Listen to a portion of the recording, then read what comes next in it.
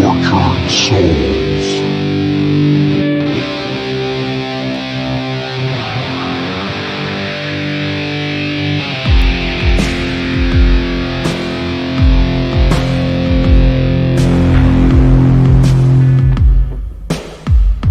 Science.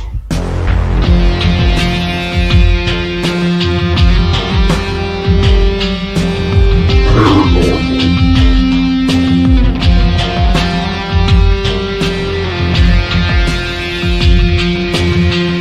Drinks.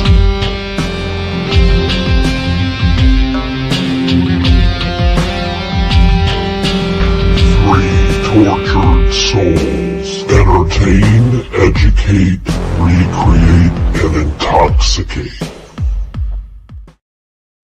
Hello. What's up? How you doing, Kenny? I Good. don't How know are where- you? I see Tim logo, but I don't see Tim. He's incognito. Tim's here. He's Tim's- watching porn. He doesn't want us to see the screen reflected in his glasses. Right. I would be there by now if I was watching porn. And what a way to start Anyway. the show off. Yeah. Welcome, Oh. everyone that's just tuning in. Yeah, you're probably wondering what the hell you've tuned into at this point. Anyway, welcome to Three Tortured Souls. Tonight we are going to have an open mic night because, well, we had another idea, but we decided to go with open mic night. That's pretty much it. So, We're how you lazy. doing, Tim? As you try to get yourself on camera here. I'm doing good. Doing good. Looking forward to some festivals coming up that I get to see Kenny and Dave at. Mhm. Oh, yeah. Or not Dave, sorry. Nope. Kenny and Daniel. Oh, yeah. Yeah, that's coming sometime. That's in a week and a half? I think so. Yeah. Cool. Yeah. Nice. Shit. That's coming up quick. Well, I probably should I write better the get ready. presentation that I'm doing. Oops. Wing it. Yeah. Yeah, just get up there and talk. It'll be fine. Ooh, All right. Wow. Look at that. Blast Rights sent me a package. Yay. Ooh, Kenny's got Oh, gifts coming.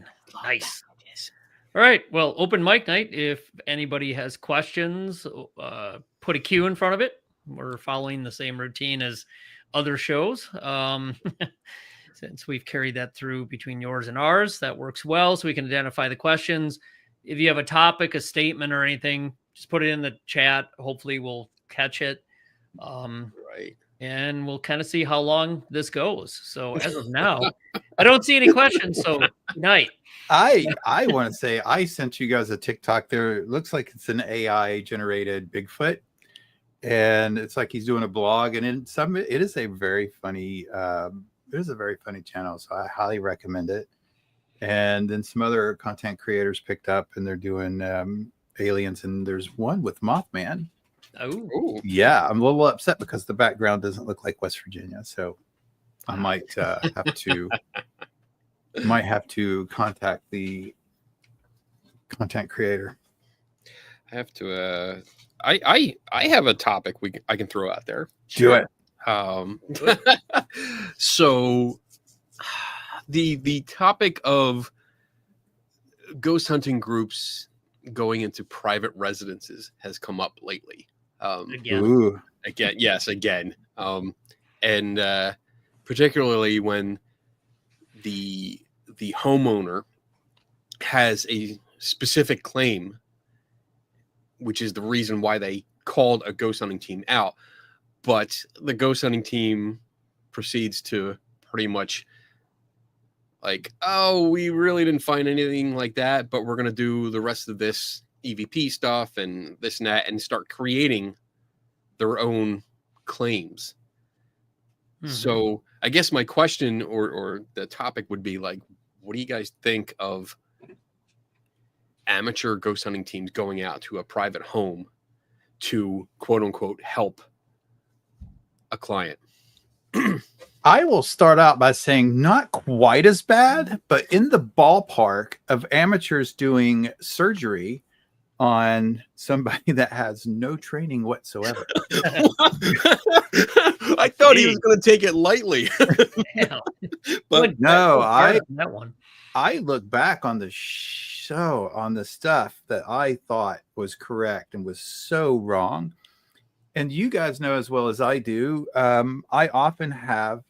I get more questions on, can you help me understand why these people are telling me it's haunted? Because usually I include you guys because I think that you guys would enjoy that stuff.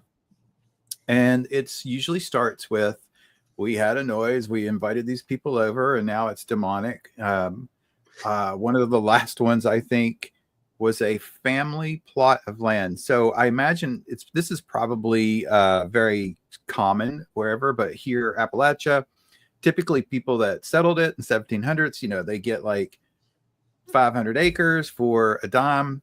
And then as the family grows, they separate it. And the tracts get smaller and smaller. Well, I'm not saying this is a 500-acre farm, but this was a family that started out like that with a great-great-grandfather, owning several hundred acres. And they split it down. Anyway, so there were several houses built on this property over time. So you could go back and look at the dates and the times of the houses that were still standing.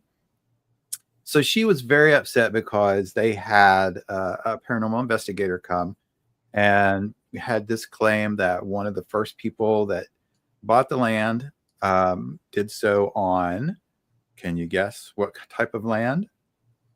Indian burial ground. Yes. And that the land itself was cursed and it's not going to get better. And that they have to either rectify it or consider moving. And so this person was really distraught and was like, I don't want to move, but I don't want my family here. So, so something like that. I mean, it has consequences. It actually has consequences if you're not sure what you're like telling people is going on.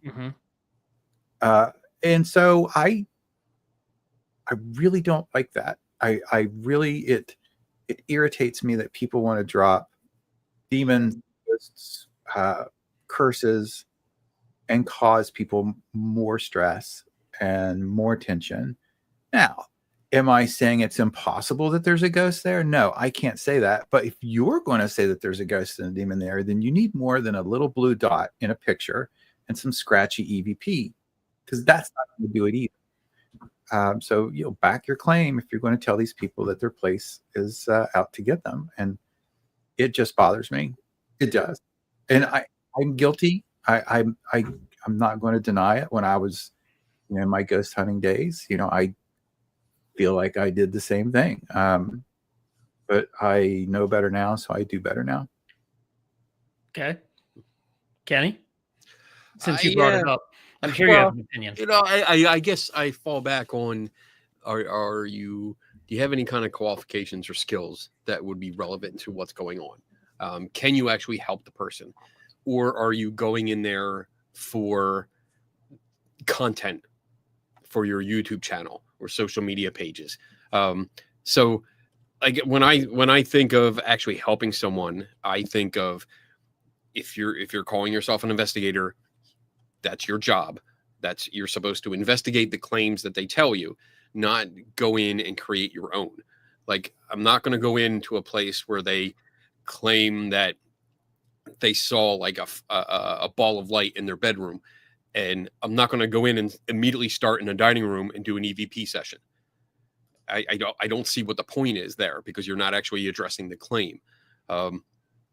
And I think you should be aware of, there are other issues that you have a responsibility, because the homeowner looks at you as an authority figure. So they're going to listen to you, and you have a lot of impact on their behavior and their I guess, stress levels going forward. They will also look at you because they look at you as an authority. If you say there's a demon and stuff, it goes along with what Tim was saying. You have to make sure you can back it up. You also have to make sure that there is no issues with mental health. And if you're qualified or not, I'm not qualified to deal with mental health issues.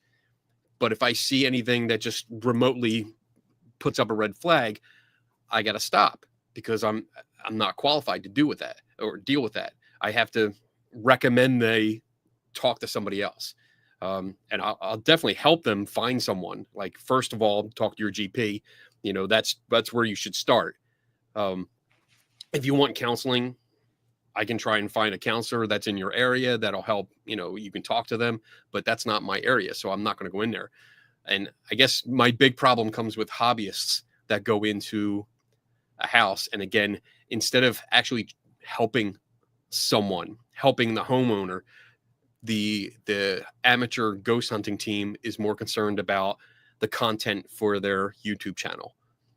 And I guess that's what bothers me about that stuff. So, Okay. yeah, that's it. Yeah. The way you phrased it, it sounded like you were saying, like, if a single thing happened. I'm not sure, at least back when we used to do private homes a long time ago. It's been, over 15 years, I think, since we've even thought about going into a private home. You're so old. On that.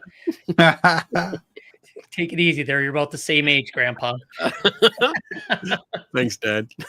But you know, if somebody had called and said this one thing happened, that would never, even back then when we did private homes, that would never justify a trip to go to that house and just do a big ghost hunt. That wouldn't happen. It would have to be some sort of pattern, something repetitive.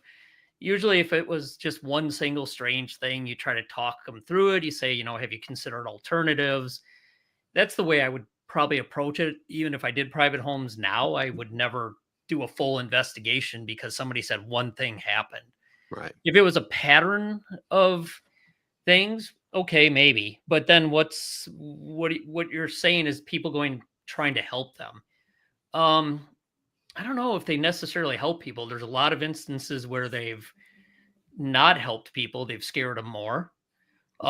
There's a handful where people, it depends on who goes in. A handful of people actually try to figure out what's going on, or even just labeling it as, you know, maybe it's natural, unexplained, but maybe it's just unexplained. We don't know what it is. And there's things that people could recommend to, you know, keep a diary, keep track of things, who, what, where, when, and why, try to make sense of what's happening, look for other causes. But I tell you, even when we did them, again, we never went in saying we were going to help people. We were very clear saying we're willing to come in and collect data, but that's all we're going to do. We'll give you our findings. And the most, I think, even at that time, we ever said is, you know, what you reported or the things going on in the environment are similar to what other people have reported in supposed haunted locations, but never coming out to say 100% haunted, it's a ghost, it's a demon. We didn't do that. Right. And I don't know if we know enough to say that and do that. You don't know. You really don't know. So, boy, going in and saying you're going to help somebody, no. I think at that point you probably need some people with the appropriate training to help them process experiences, process fear, try to find an explanation for it. But most of the amateur ghost hunting groups, unfortunately, I don't see that happening. And if you want to go and get material for your website or your podcast, or what, there's plenty of public places you can go to and do that. Right. So, yeah. I mean, I went from, we used to do private homes all the time to never do them again, to really, if you were going to do it, if you're clear with somebody and you say, I'm here, I'm using this as like a research location, I'm trying to collect information, but I can't tell you what it is and I can't get rid of it. That's a different story. So going in and saying you're going to help somebody, boy, unless you're a licensed therapist, psychologist, and you know how to deal with trauma and stress and people being afraid, I don't know how much you're going to actually help them. But again, on the other hand, there's studies that show if somebody even labels something paranormal, it reduces their level of fear because they've labeled it. Yeah, they've named it. They've named it, but as long as you don't name it like a demon that's coming for your family, that's probably going to freak people out. And you got to be, you got to be cognizant of their belief systems, their religious belief. And I think one of the other problems is people they show up with the equipment and they start taking EMF readings and they start doing EVP sessions, and they don't really even look at exactly what's happened, interview the witnesses. They haven't done any type of, there are validated questionnaires that you can give people to see how they interpret things, see what their beliefs are, see what their belief in the paranormal is. And that way, at least you try to get an understanding, but they're not looking at the whole thing. They're not looking at the people, the location, the environment, the experiences. So I don't know. I would say still no. If you want to go and have fun, make content, go to a public place and do it. And if you do go to a private location, boy, any sense of what Kenny said, and if there's something that doesn't feel right, doesn't sound right, Right. direct them in the right place. And even if it is safe and you think you can go there, I would still only be very honest and say, listen, we're here to collect data and information, and that's all we can do. And that's what I do. I mean, if somebody reaches out, I usually try to listen to their story and offer suggestions of like, well, it could be this, you know, I'm going to throw out ideas here and let's try this, let's try that, just simple experiments. Yeah. If it does warrant coming out to the location, it's usually specifically because part of their claim, I have to have eyes on the scene. Right. And I tell them that up front, like, this is what I'm going to look into. This is what I'm going to do. If you're fine with that, I'll come out. But I'm not going to tell you what you want to hear. If you want your place to be haunted, I'm going to investigate the claims that you're telling me, and then we'll go from there. Right. So, yeah, seems like Okay. cool. I have right. a generalized question for you guys. Oh, It popped up while I was listening. Okay. I have no idea why. If we look at like the history of the techniques of like modern ghost hunters, which are, you know, EVP cameras, the blinky light thingies, I would wonder if during that time, like in the late 90s, early 20s or 2000s, when it started becoming a more media positive, I wonder if like you could just like throw something completely different in, or if we could somehow make it normalized and just throw something, I don't know, like something completely crazy to see if it would catch on. Just to see if it's more follow the leader or they're questioning it. And what came to my mind was the K2 meter while we were talking. And I just remember like once that I remember the show that it popped on, and then like everybody was fine. And then all of a sudden this K2 meter showed up on a show, and then it became so popular. And I don't ever recall anybody saying, I don't think this works. I think it's wonderful. And I wonder if it's the influence of what they see on TV and who is using it that builds into the belief that it actually works, and also detracts and removes the skeptical thinking of it, or the critical thinking if it actually works. In other words, like if you're watching all the social media and the K2 meter is hitting for everybody else, but not for you, instead of saying, maybe this doesn't work, I wonder if people are just like, I'm not doing it right. I would think so. And I'm thinking specifically of your example there and how it came to be, and that it debuted on, I don't know if it was the only one at the time, but the most popular ghost hunting show of the time. Yeah. And it was by someone that was charismatic, that had a confident behavior on screen. So I would think, yeah, I would lean towards the idea that the influence of that was what convinced someone, and it became something like it works by reputation. So the person on TV did it. Their reputation convinces me, the viewer who loves this show, that it works. Therefore, I'm not going to question it.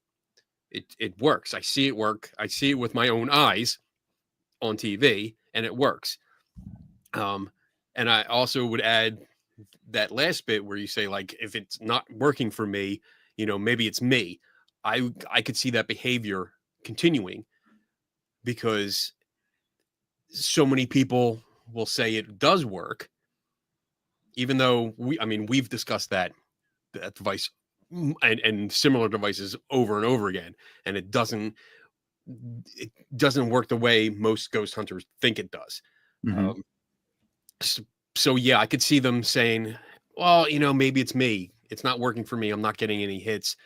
Or then once in a while, it does light up, and that's enough reinforcement of that belief to keep it going, to keep it alive.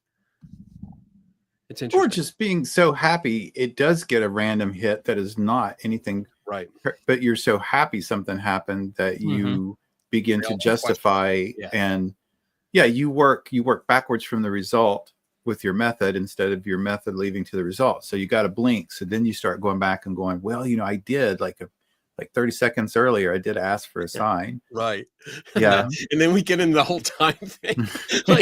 What's the time limit? Yeah. Question. It's like 6 days later. Oh, look, it answered me. Mm-hmm. It counts. It totally counts. Yeah. Interesting idea. Okay. All right. We have a question. Hey, Brandon. I'm curious. What would each of you estimate is the percentage of people who report improved mental health and overall quality of life after having a ghostly or paranormal experience? Wow. I would think maybe it would depend on the context. Right. I hear Dave talk a lot about crisis experiences, crisis ghosts, or crisis apparitions. Mm-hmm.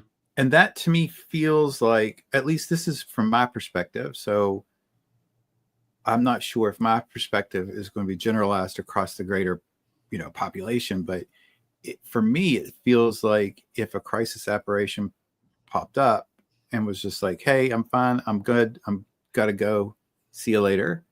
That I could see working that into that was a good goodbye. Mm-hmm.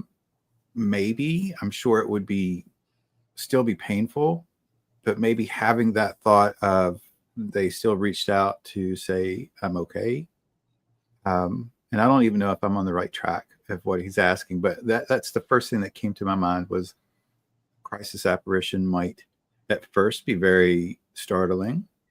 Mm-hmm.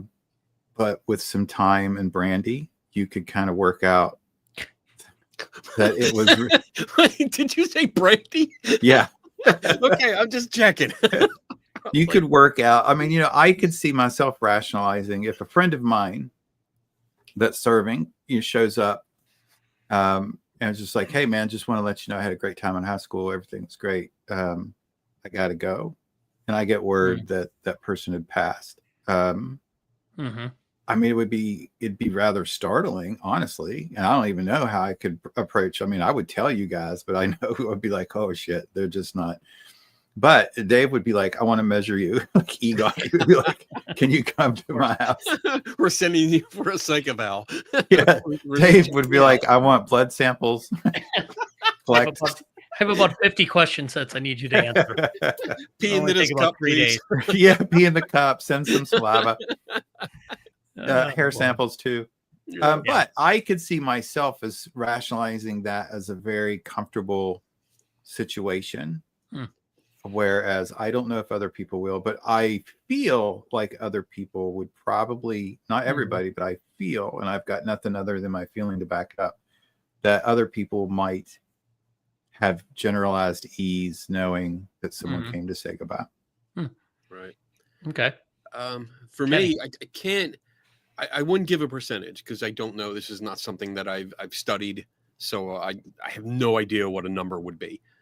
I have come across people that have reached out that I've talked to that have shared their stories with me. Usually that I don't want to. I feel weird saying typical because it feels like it detracts from it. So I'm only saying it because that's the only word I can think of. A typical experience of someone close to them has passed away. They believe that they see them that night, either during a dream or perhaps during a dream. And it's usually like there's a conversation where they're saying goodbye, don't worry about me, this and that. And the experiencer feels better afterwards. And I think that does improve. I don't know if it's, I wouldn't say it's mental. I don't know if it qualifies as mental health. I would say it's more helping with the mourning process or the grieving process. That's mental health. Yeah. Okay. All right. Again, I'm not qualified, so I don't know, but I would say, yeah, it does help with that.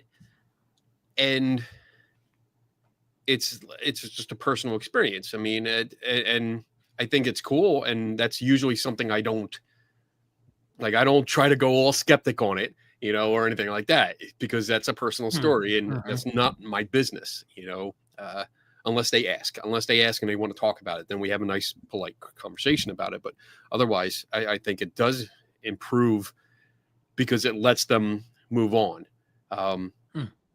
It lets them continue through the process and get through that step of the grieving process and move on and eventually, recover.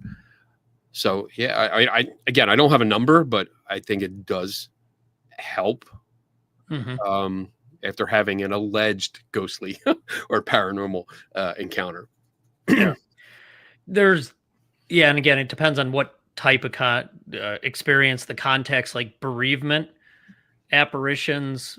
There's actually, I don't have the numbers, I would have to look, but there's actually studies that have shown that people respond favorably to that because it helps with the grieving process. And then there is a positive effect. I don't remember the percentages. I remember enough to recall that it was actually pretty impressive how high of a percentage it was that people saw it as a very positive experience, resulting in, increased, the way he phrased it is, let's say, mental health, overall quality of life. But I think that helps with the grieving process. They feel like they're still connected to the loved one. So those studies are out there. I'd have to find them and take a look at them again.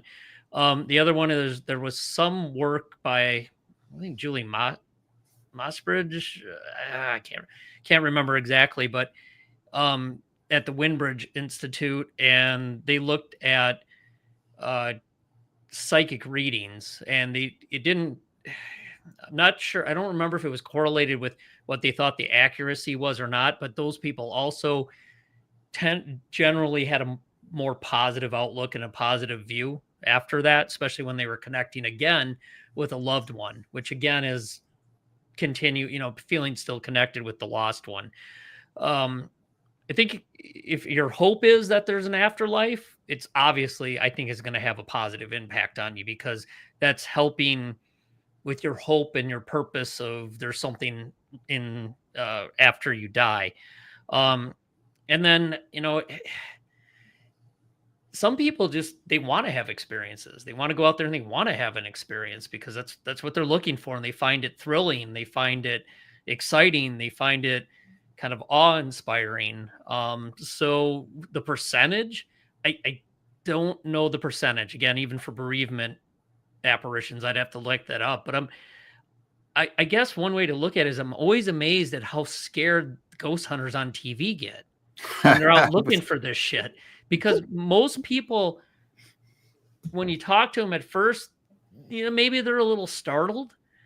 But then after that, it's almost like they get excited. And, Kenny and I were just not too long ago at a conference and people were telling us about their experiences. And you could tell they generally were not upset. They were like excited and they wanted to talk about it. And it didn't seem like it upset them at all.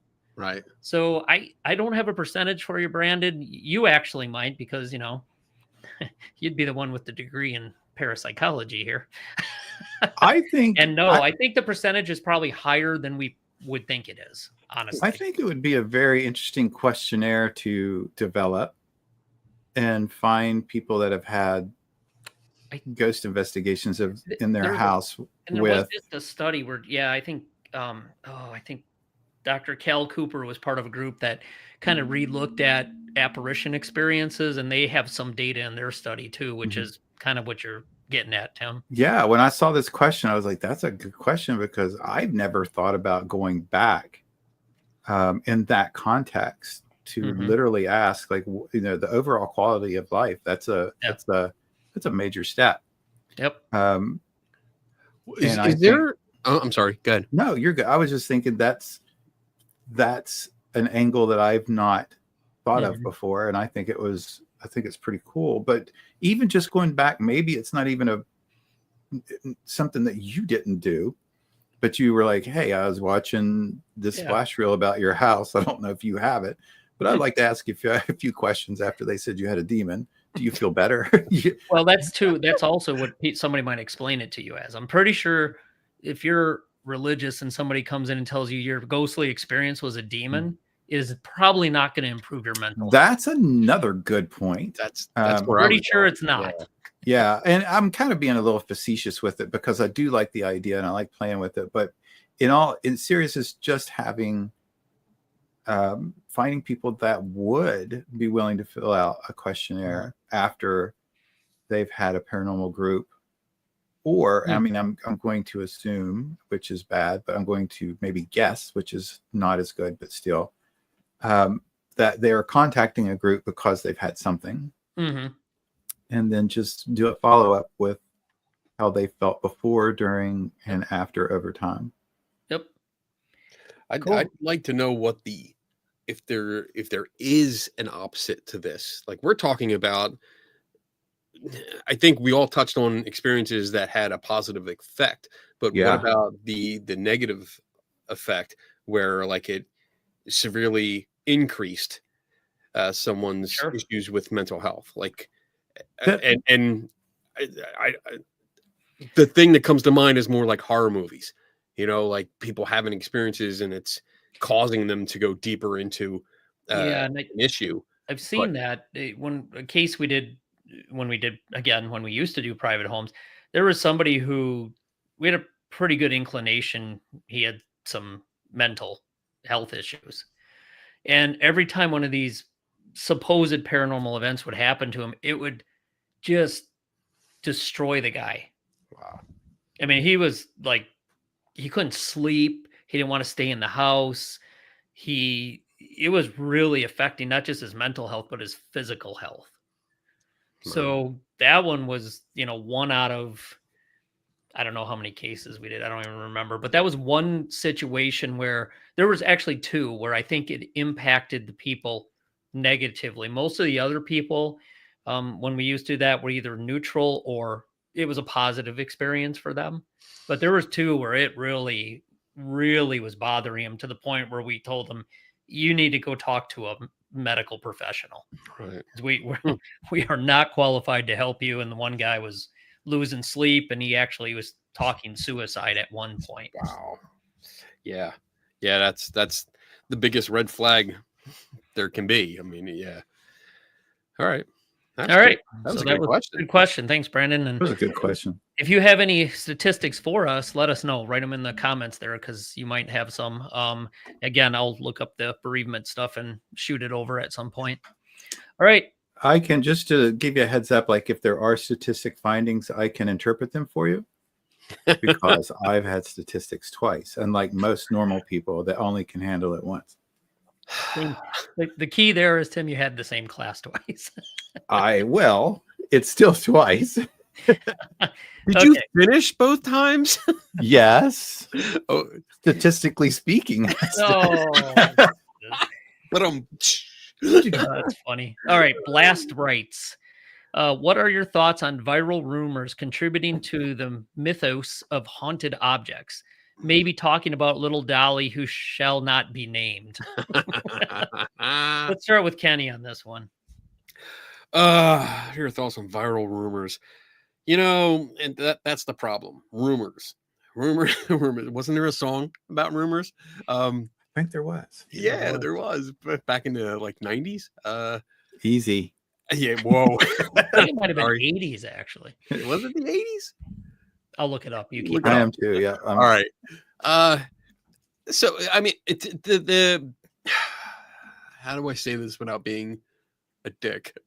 The paranormal community loves rumors. They love the viral stuff. They love the stories. They love the any little weird thing that might happen. It gets shared around, and we see it. Like I see it a lot on YouTube, especially recently.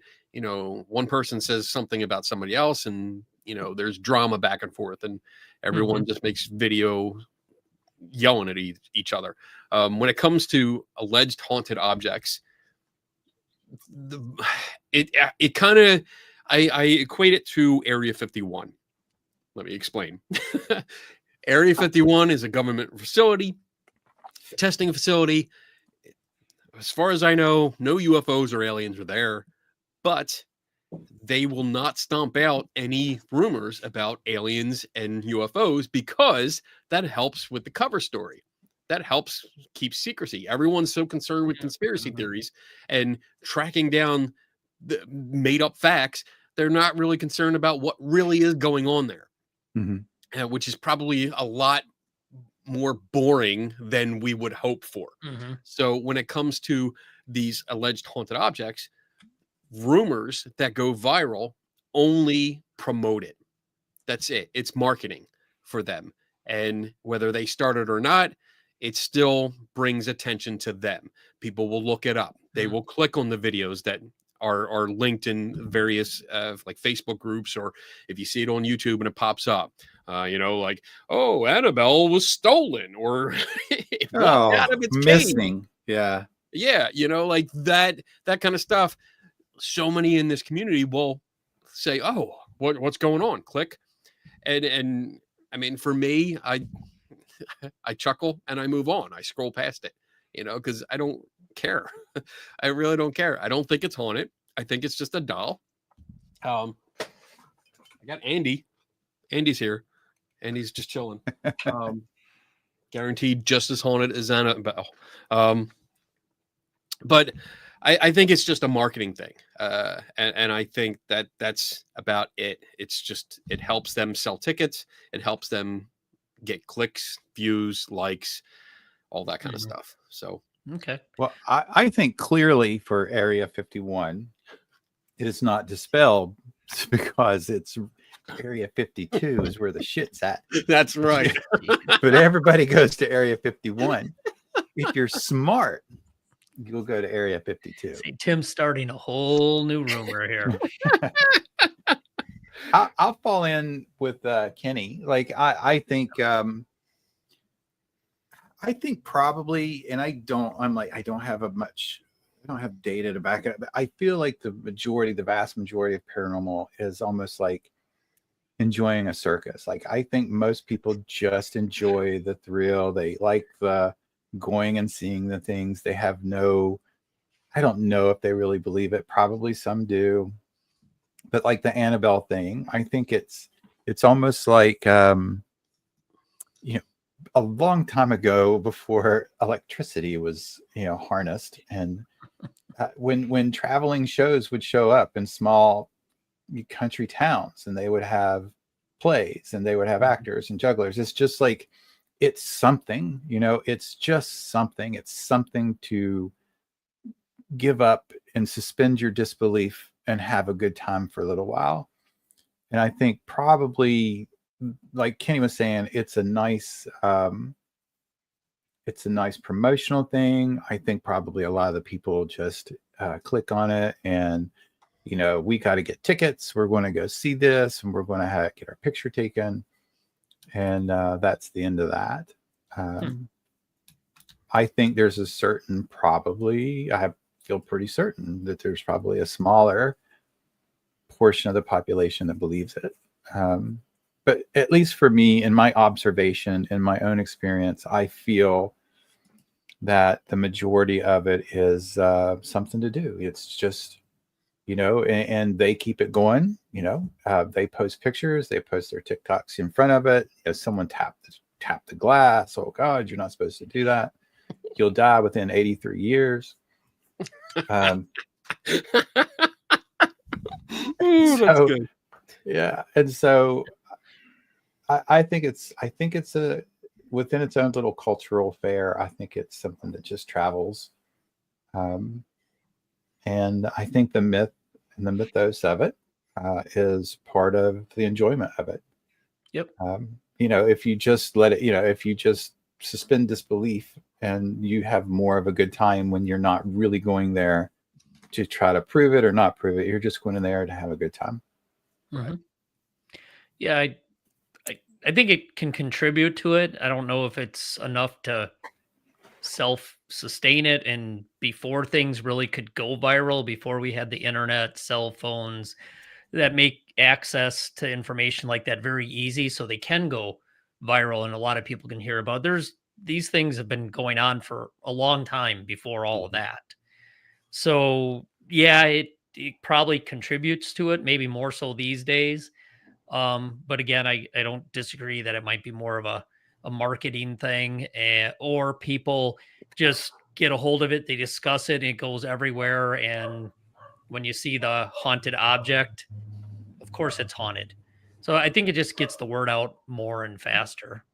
So Yeah, I think old school viral, I think, was Associated Press. Like right. stuff like Which that. you didn't see a lot of it. I mean, every once in a while you'd see No, things, but you'd get the National TV shows. Enquirer. maybe. See, I see it when I start researching a lot of these different topics. Mhm. I do see some of the Associated Press picks up a story, Yeah. and it goes throughout the states. So you see a blurb in different newspapers. Right. We're talking like 1900 to like 1980, Even then, you 1990. would have to have a newspaper subscription or watch the news or something. And Right.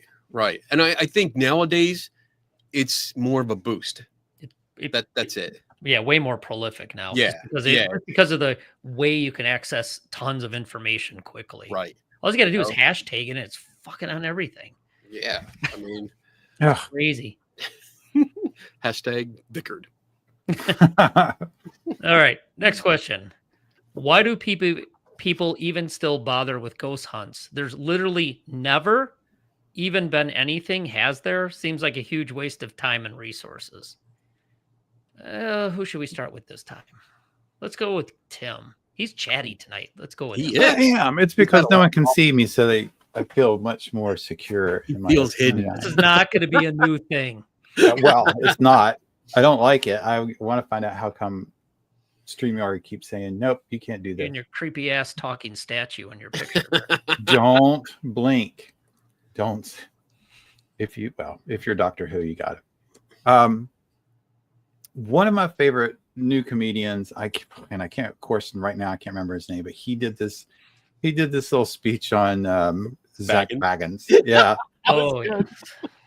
Yeah, and he was in the middle of it, well, close to the end, he was like, don't you think by now, if you could build something that talks to the dead, that it would be huge news by now, like huge, it would be massive, and everybody would have one, and he finished up the joke, which I thought was great. He was like, you're wearing that to the wedding? Well, let's find out what grandma would think about that, in meaning that grandma's dead and they're going to ask grandma. Yeah. But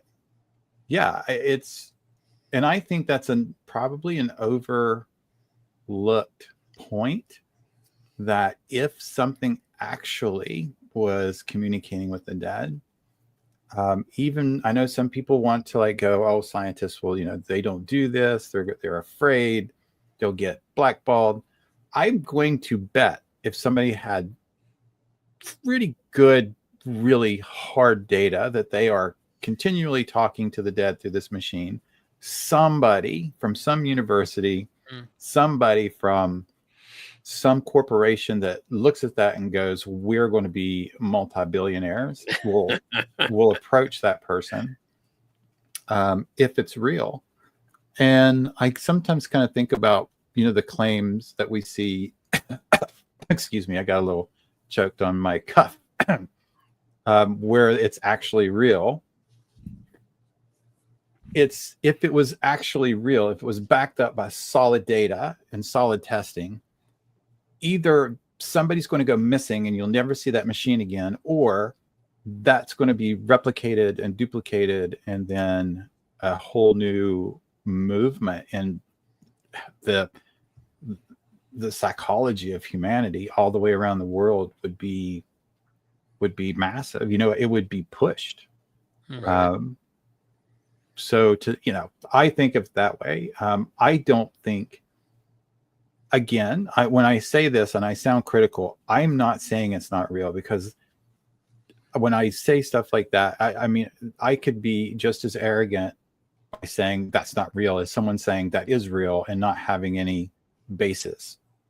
So I like to say I have not seen anything that would validate that something is real. So I have not seen any communication device that really has won me over. I haven't seen any real investigations that's won me over. And I kind of think, why do people bother with ghost hunts? I think it goes back to something to do.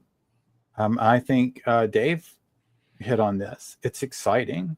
And when people do get these little gadgets and they go out in the middle of the night and they are at these spooky places, spooky graveyards, and they have this beeping thing and it beeps, randomly after 17 questions, that, like your adrenaline, you get an adrenaline rush, you get a endorphin, the endorphins, you get addicted to that high.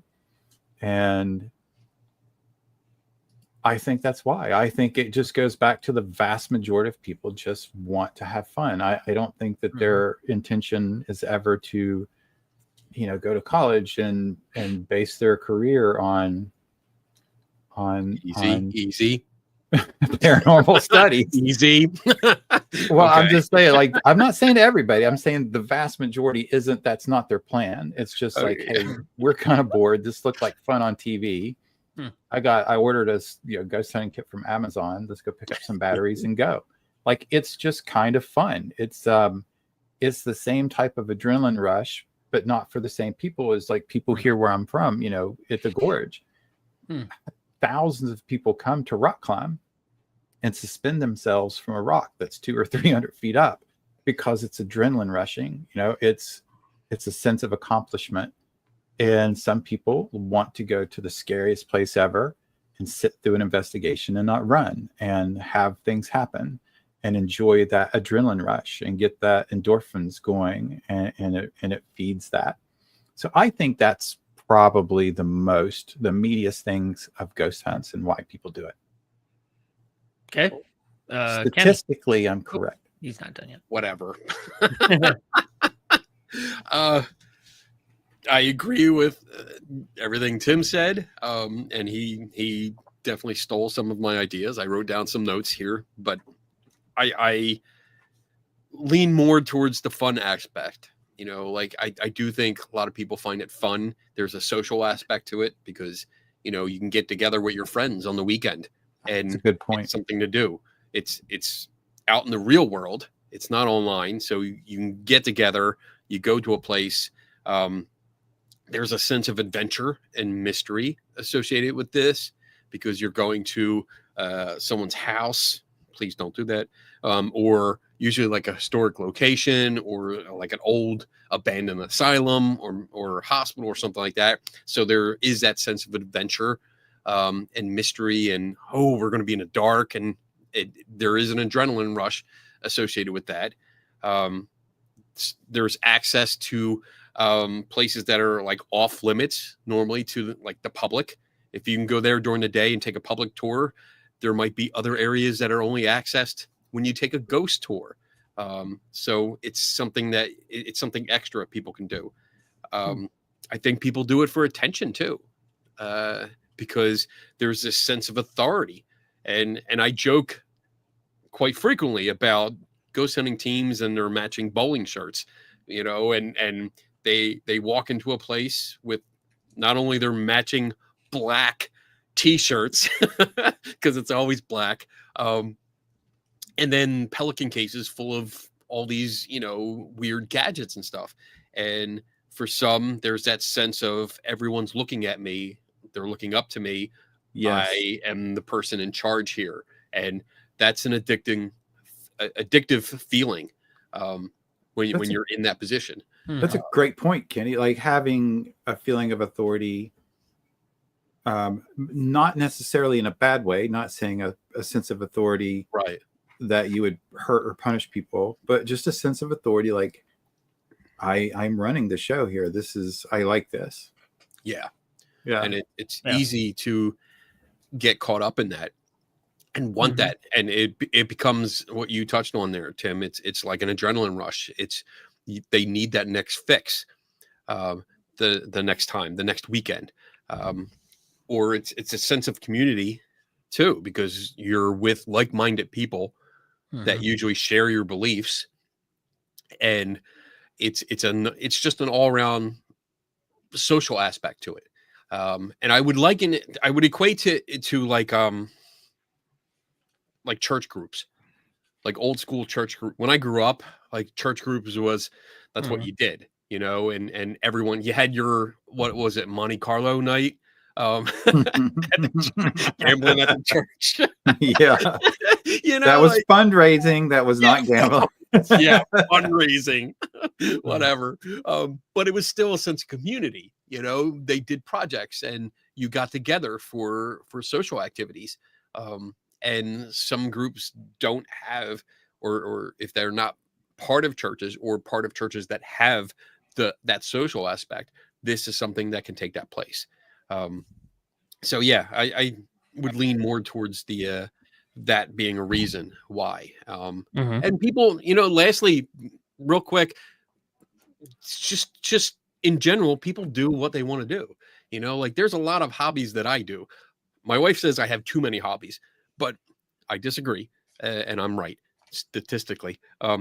But I I have hobbies that I'm sure other people would say it's a waste of time and resources. I'm sure of it, but I enjoy it. I just enjoy doing something. I enjoy buying dolls at flea markets and making them look creepy, and then giving them to my wife so she can sell them at craft shows.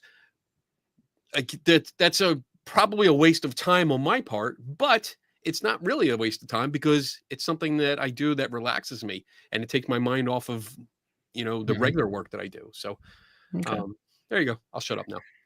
Okay. So agree with what you guys said about the amateur ghost hunts. I would add to that, they continue to do them to confirm their beliefs or find proof of something they want to believe in. And they're also looking at it to where they want to maybe discover something new that they think is free reign, because science doesn't know everything. Science doesn't know how to do this. Science can't tackle the paranormal, which is false. But I guess to say, if you take it to the next step, if people have conducted serious research on this, Society of Psychical Research, American Society of Psychical Research, the tons of parapsychologists that have gone through psychology training, PhDs, parapsychology programs. I would not say, if you take it out of the amateur realm and look at it from a research psychology perspective and a parapsychology perspective, I do not agree that nothing has ever been found or happened. I'm not saying it's a ghost or a dead person even.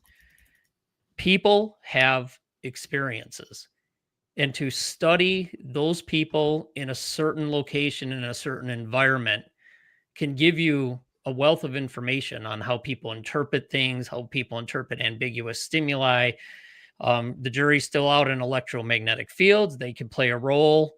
They have, take the published research or not, in areas or locations where people reported poltergeist activity.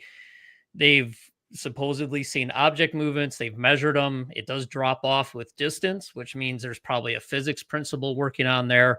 There's been changes, small, very subtle changes that you can't see with a freaking K2 meter in very advanced data loggers, where they've seen compression or expansion of electromagnetic field spikes that correlate with some object movements. Again, not saying it's ghost. but there are locations where anomalous activity happens. And maybe it's just unexplained at this point. But the thing is, people do have experiences, and to go and study what's causing those experiences, it's definitely worthwhile.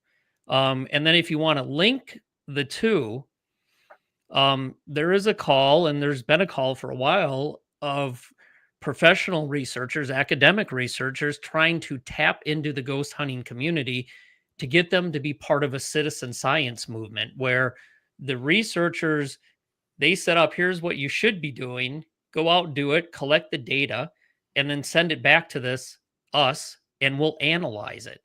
Because they're trying to understand what's happening, because there's obviously no doubt people are having experiences, but what are they?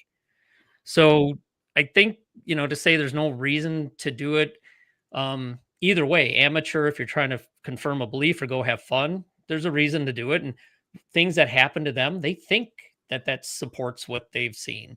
And then if you go to the research route, people have these experiences and they should be studied.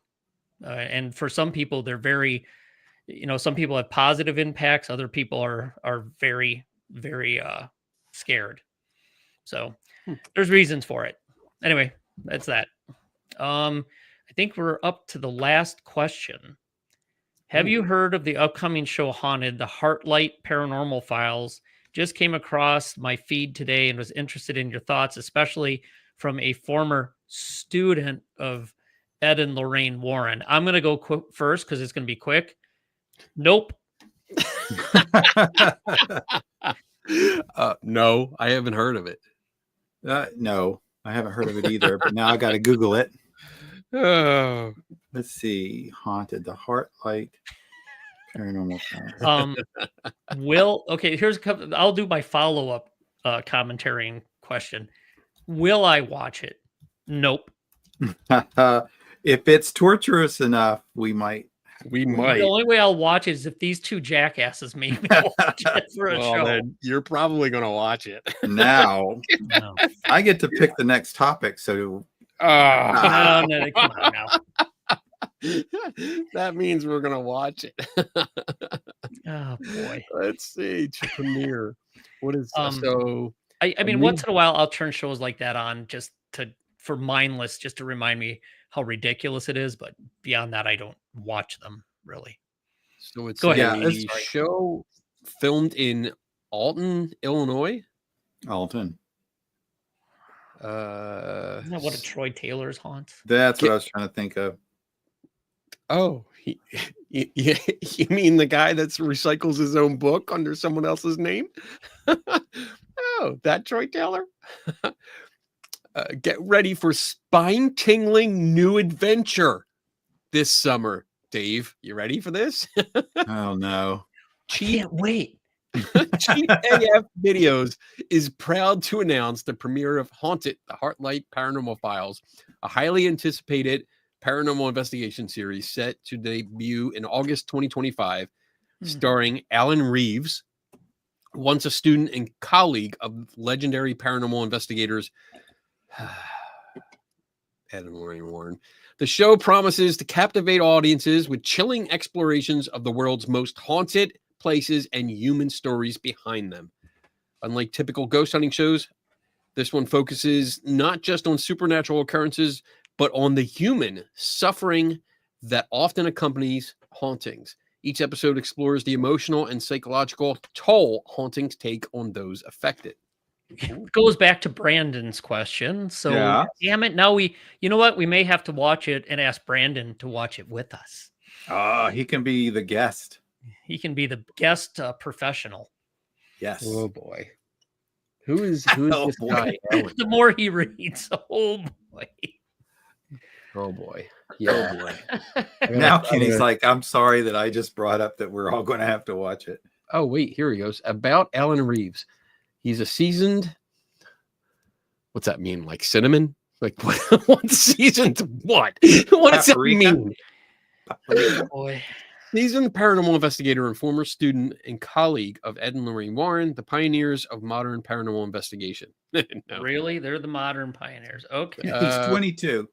With years of experience in the field, Alan brings both expertise and compassion to his investigations, focusing on the human side of the supernatural. His connection to the Warrens and their groundbreaking work continue to inspire his mission to provide peace, clarity, and healing to those affected by the unknown. I have a general question before I forget it, which often happens. When they refer to Ed and Lorraine as researchers and the work that they did, what is that? Where can we read the papers? I'm not being, Here, I know. can answer that for you, Tim. Mhm. That would be wrong. But I mean, when they couple that word together with the work that they did, what? Where is it? There's lots of books and movies. Yeah, but it's, is the work considered?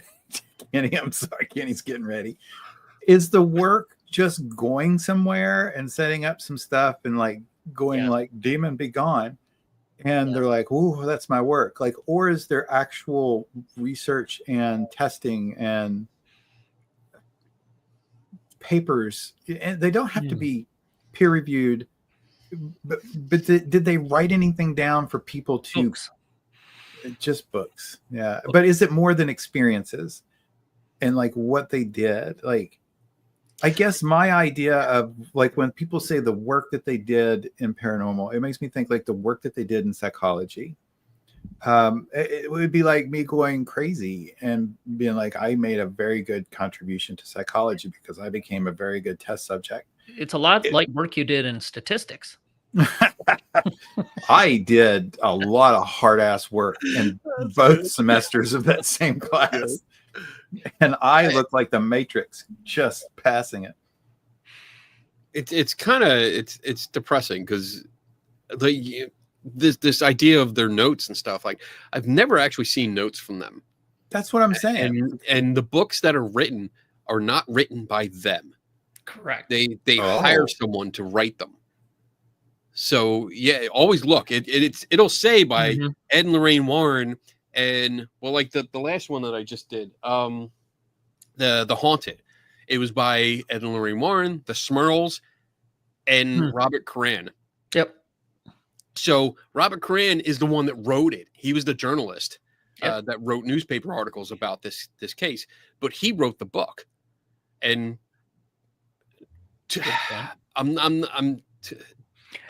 a review of the book, it reads like someone that's a journalist and not an author of a book.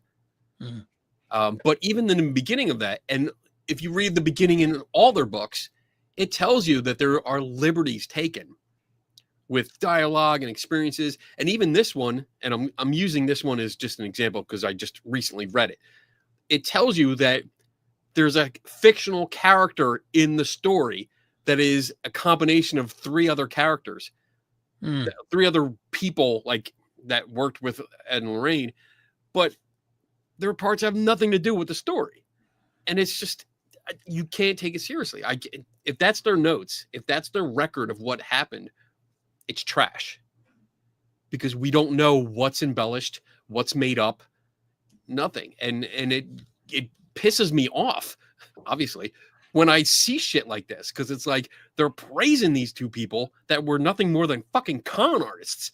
And now, oh my God, I'm getting heated. I saw when you were fixing the hair and pulling it back. I was like, here it is. That's that cold sweat that starts I'm pissed off. I'm pissed off. Keep it on the wraps. Breathe. It's just ridiculous to praise these two people that did nothing but take advantage of families is ridiculous and unforgivable. I'm done. All right. So I just, now that we got Kenny worked up, I found per Brandon's question, I found one of the papers. Oh, cool. I posted it in the comments, description and impact of encounters with deceased partners or spouses. And let's see, I'm just going through the abstract quick. 40% reported accelerated recovery and 42.9% confirm that the after-death communications significant influence in their grieving, with 61% expressing a desire for continued contact. After-death communications, interestingly, didn't worsen their pain. The influence on grief-related sadness varied. 41% noted no change, while 40% reported reduced sadness. So that's just one of them. There's a bunch of other articles out there as well. Okay. So anyway, that's it. After Kenny had his tirade, we had to bring it back down with somebody who actually published a real research paper. Oh my gosh, published? Oh. What? Instead of no, okay, back to the Warrens, because we love to see Kenny work. Oh my god. They did go around and lecture a lot, though. Oh yeah, I can do that. We can all do that. All of us can do that. It doesn't take an academic degree. It doesn't take anything. You can just say, "Hey, I can talk about this," and they'll let you talk. We've seen a lot of that in the field. And I'm just saying, like, what is the work though? Like, Tim, they worked hard Tim's not letting exercising it all go. those demons, man. I'm not, Come on. because like it just dawned on me when you were reading about the work and and like, okay, well, I was kind of like, where is it? Because You know what? if all they did was go into places that were haunted and did some stuff that was popular in their day that is equal to an EMF meter Mhm. and K2 meters today, then they've done nothing greater than the average ghost hunter of today. Yep.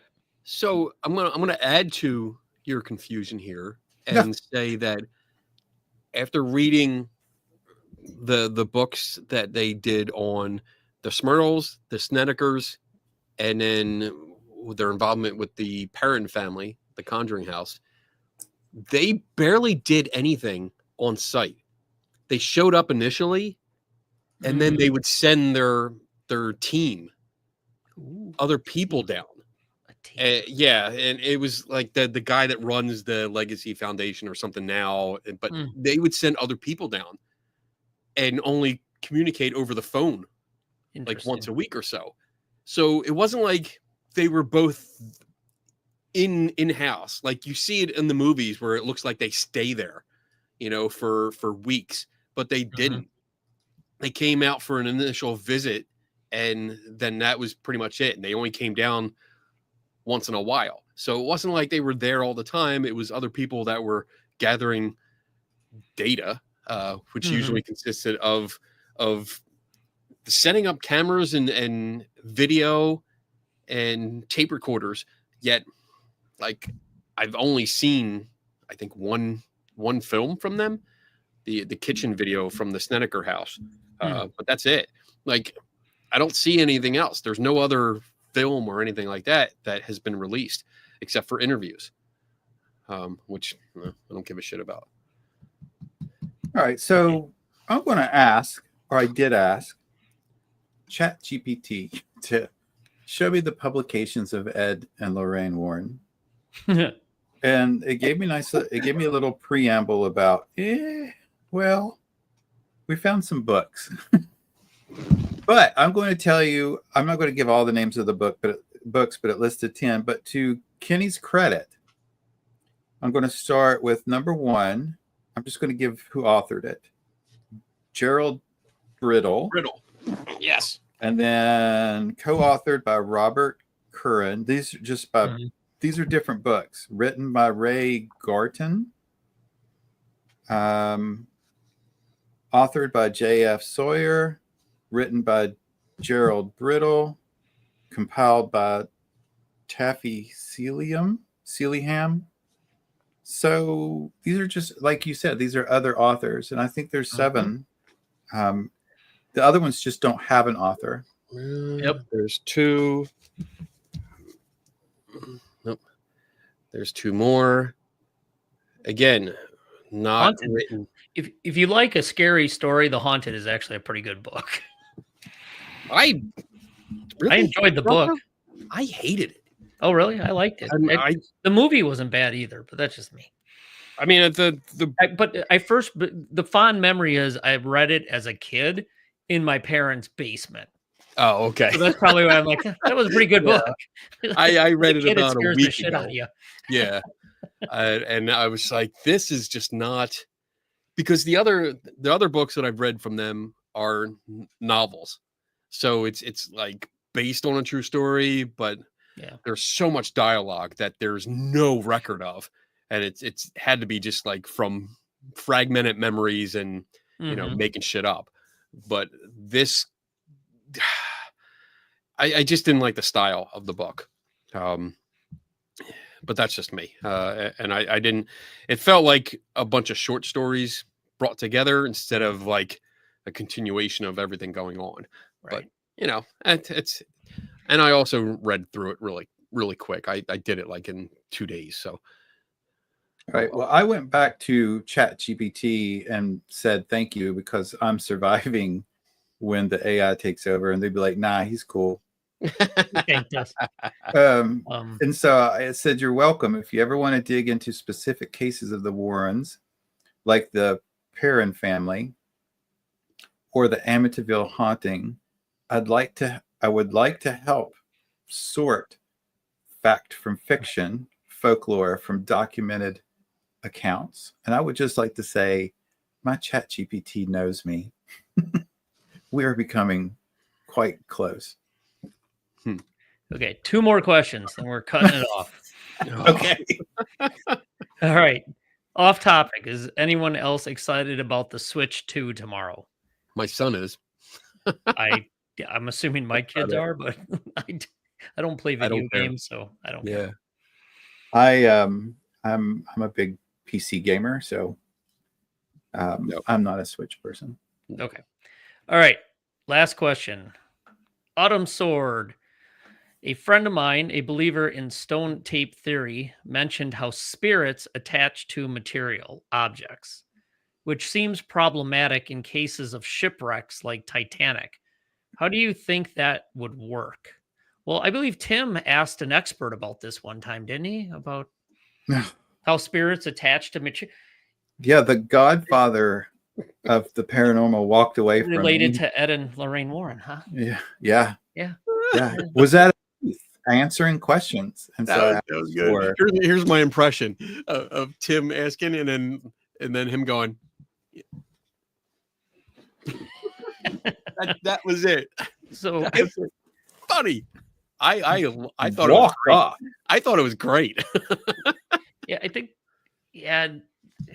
there's I'll start, you guys can finish up, but I think there's a little bit of a detailed potential difference between stone tape theory and spirits attaching to material objects. Stone tape theory or residual hauntings, that's more or less the same thing, is that it's something in the environment can record what happened, and then under the right conditions it can theoretically play it back. So the definition is not that it's an intelligent spirit, it's just a recording of an event that happened. Now the other part you're talking about is actually spirits attaching to material objects. So I think it's, if your friend thinks that's the same thing, you need to explain to them that it's actually 2 different things. So that would be the first place I would go with it. And how spirits attach to material objects, I have no fucking idea. So I'll turn it over to Tim and Kenny. Duct tape. That's how it's done.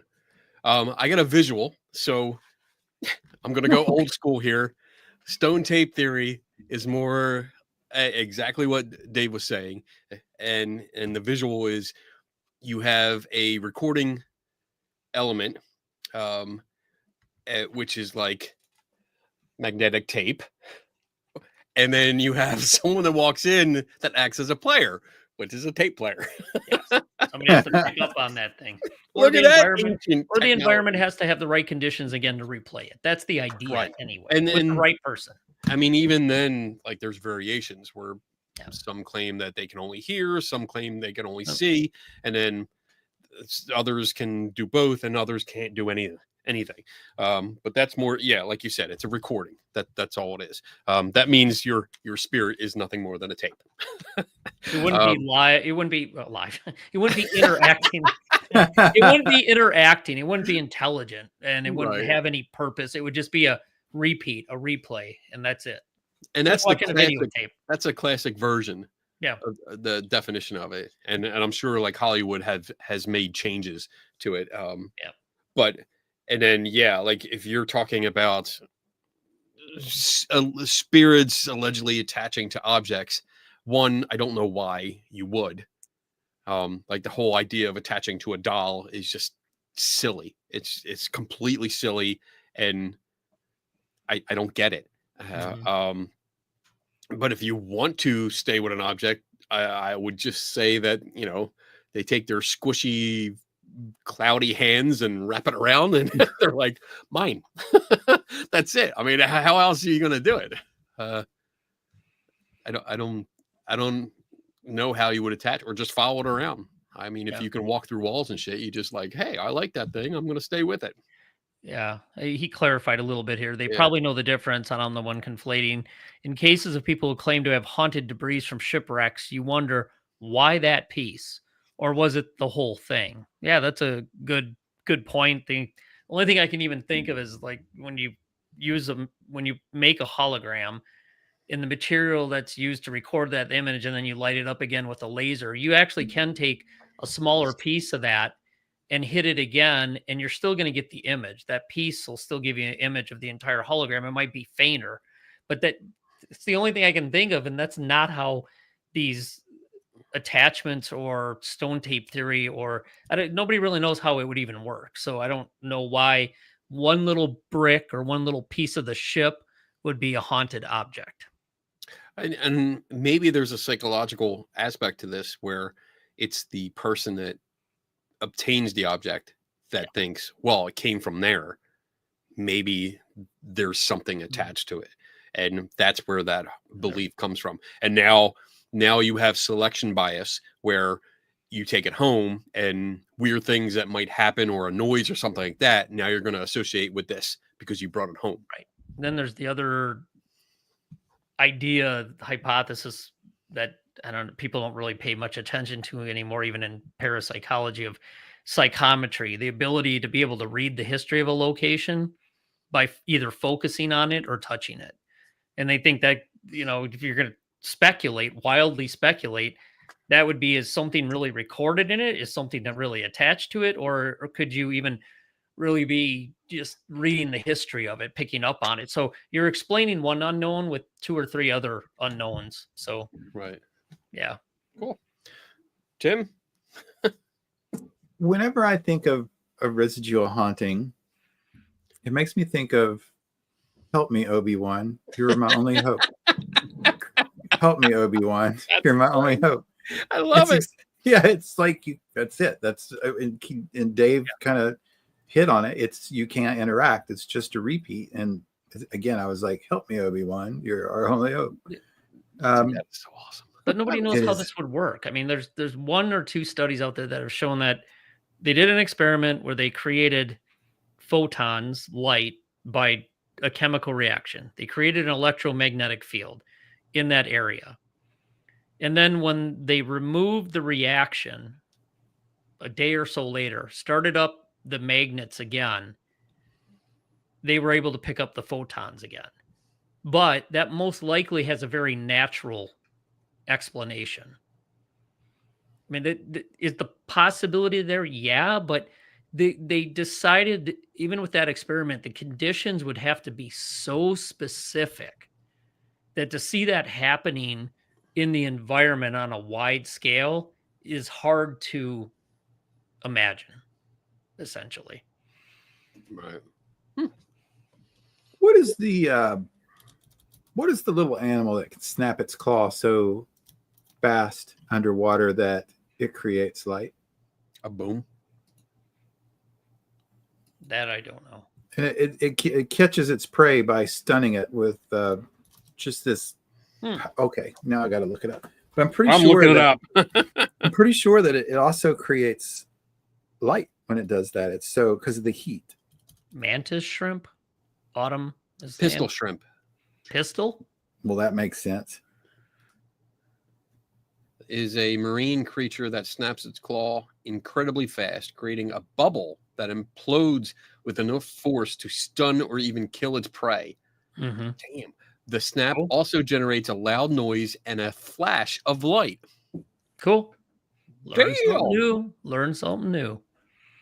So cool. All right. All right. The I think gunslinger. That's it. We're going to put an end to it before we get more. All right. So thanks for all the questions. That was great. Appreciate it. That good questions. Really Yeah. got us Okay. thinking. So appreciate those. Tim, Kenny, what you guys got going on? Well, to Kenny's surprise, in about a week and a half, we're going to be in West Virginia. Well, I am in West Virginia, but I Yeah. will see him in West Virginia. How's that coffee? It's good. I've finished the whole carafe of it, so it's beginning to happen. So, All righty. Cool. other than that, once a month, I hang out with these two, and we talk about stuff that drives us crazy. So, I will be checking out the recommendation of that show to see if I need to buy another subscription to for a month for $10 so I can watch it. Oh, you know what? The speaking of subscriptions, the Ghost Adventures, you got the subscription so we could watch the one episode, but it actually still airs on a free channel. Because my wife was like, I recorded it, and I was like, what? We don't have like Paramount Plus or anything. She's like, I don't know, it came on TV, and she showed it to me, and I was like, oh shit, there's the Houdini seance, there's the Poltergeist house, everything's Nice. there. So Free. check around. Well, I got it so that I could pause it. I know. Yeah, and we could be I was like, rewind that shit. Okay. Right. All right. Me? Yep. I'm out. Yeah. So yeah, this Friday night I will on the Skeptical Hot Bar, which I do Friday night at 8 p.m. Eastern. I will have Aaron will be in the house. He is a good friend of mine, Cool. police officer. I don't know what we're talking about. I think last time he was on, we talked about evidence and what it means to him as a police officer and what it means to me as an investigator. And we were comparing notes, and there was overlap, but then there were some really cool features of each that we didn't consider. So we might continue that because we only got through half his list. And then the following weekend, the 13th and 14th, I will be in West Virginia at the Grafton Monster Festival with Tim. Woohoo! And I'll be speaking on Ghost Gadgets at 2:00 on Saturday, wherever they're going to have speakers. So if you're in the area, come on out, hang out with us. We're going to have some fun. And then after that, there's a couple other things. I know that we are, I think, Dave, you and I are both presenting at the St. Albans Sanatorium. Is that open to the public? Do you know? No, I don't think No. so. Okay. Well, No. never mind then. Disregard that. I didn't know if it was or not. And that's it for now. I mean, I have a few things coming up, but not till like October. There's a couple things, but Good. there you go. I'm done. All right. August 23rd, I'll be in Gettysburg, Pennsylvania for the Paranormal Research Symposium, giving a talk on monitoring and collecting environmental data with handheld devices being your phones and not the stupid ass ghost apps. It's actually legitimate sensors in the phone that can collect and data log certain types of environmental information. So if you want to learn a little bit about that and how to actually, I'm going to go over how to statistically analyze it. So Tim, if you need a refresher, come on I down. was going to say, if you need help, just give me a holler. I'll let you know. All right. Oh, Well, I have one more. I do. I am Yes. speaking October at What? West Virginia's first Skeptic What? camp. Oh yeah. Damn. Yeah. I'll be there. I'll be I there. will for be. that. Yeah, I will be talking briefly. I think I got a 45-minute slot or an hour slot for Cool. the partaking we all did in the haunted object test. Oh, yeah, that's right. interesting. Yeah. That's Cool. cool. That'll be I'll good. see you there too. I'll be there for that. And Nice. That'll be fun. Yeah. Yeah. Cool. All right, guys. Well, with that, we're done. We'll see you in about a month from now. Thanks, everybody, for the questions. Thanks for listening. We appreciate it. Have a good rest of the week. Take care. Dr. Charles, Dr. Charles, Dr. Charles, Steve is the real, ghost of the day, air is the real, Bigfoot is real, don't question me, Dave is the goat, Kennedy is not, Dave is the goat, ghost of the road, I'm on TV, Dr. Charles, Dr. Charles, Dr. Charles, Dr. Charles. And we'll let you say, oh, you'll get better.